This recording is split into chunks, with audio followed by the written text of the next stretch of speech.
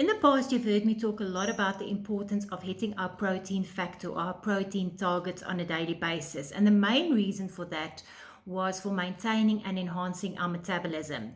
Protein is responsible for helping to build our muscle mass or maintaining our muscle mass. As we age, we lose muscle mass and naturally our metabolism slows down. So hitting our protein targets was one way to combat that and to make sure that we speed up or maintain our metabolism.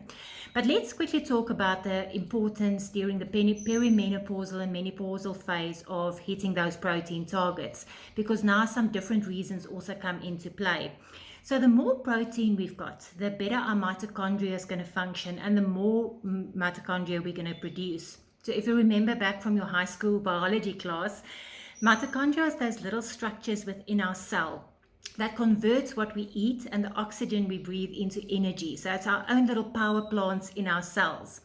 And this oxygen and food this process of converting is called adenosine triphosphate, or maybe you'll know it better as ATP. So ATP is responsible for our physical and our mental energy. And the more ATP we've got, the more energized we'll be, and also the more healing can take place in our body. So we need protein for this ATP process to take place. Also, as I already said, as we age, we naturally lose muscle mass. It's something that starts around our 30s and it just speeds up and really reaches a peak between the ages of 60 and 80. That's when we've lost most of our muscle mass. So other than becoming a frail old person that's prone to falls and injuries, we need muscle mass. Muscle is what keeps our skeleton upright. And if we want to age strong and healthy, we need that muscle mass. So it's first of all for our metabolism, second for our ATP energy, for mental and physical energy, and it's also for strength as we age.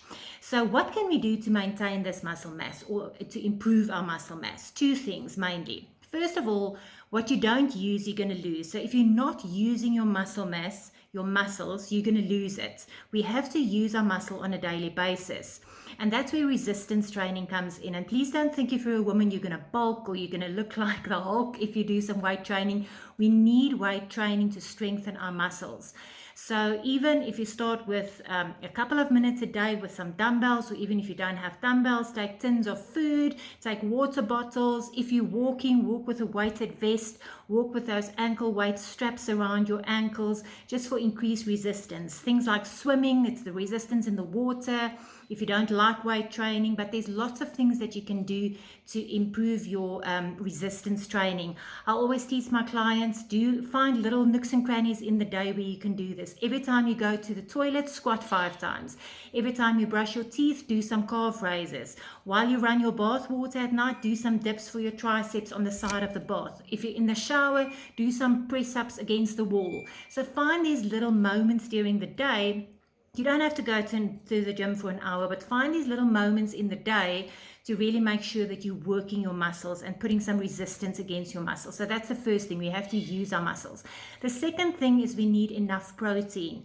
So protein is one of those nutrients. We can calculate it. We can put a number to it. And that number will depend on your age, your weight, your amount of muscle mass you're currently having, whether you're active or not, how active, your body weight goals, whether you want to lose fat, just maintain it, whether you want to bulk. So it will depend on that. But there is a formula that we use to calculate exactly how much protein you need a day. You can reach out to me and I'll help you calculate that. And then it's very easy to establish if we're achieving those protein factors every single day. And like I said, it's something we can put a number to, we can measure, we can track it, and we can really make sure that we consume enough protein every single day. Our bodies don't store protein, so we have to consume it every day. Right. So I'll just give you a heads up. If you're clueless with the protein, reach out to me. We can work out your protein factor and we can see how you're doing on that. But in order to reach your protein factor, you will need to consume protein with every meal and snack that you're having during the day. It's quite a conscious effort that you have to put in to achieve that protein factor.